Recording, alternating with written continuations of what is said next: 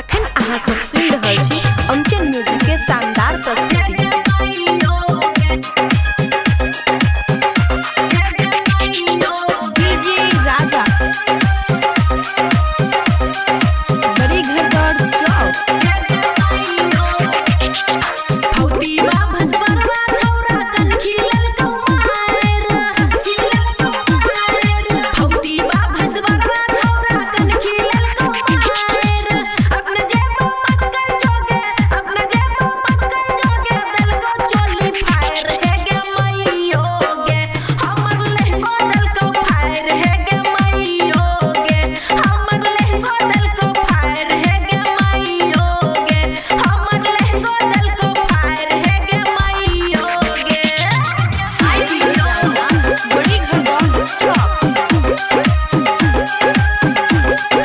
Recording studio बलुआहा। DJ राजा बड़ी घर दौड़ चौक चुकुर फुकुर करे रहो लागे रहो चोर चुकुर फुकुर करे रहो लागे रहो चोर आगु पाछू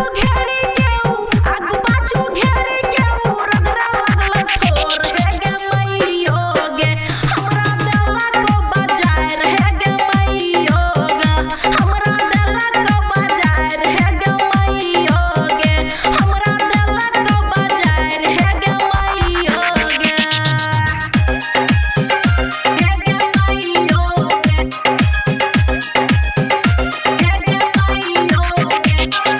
डीजे राजा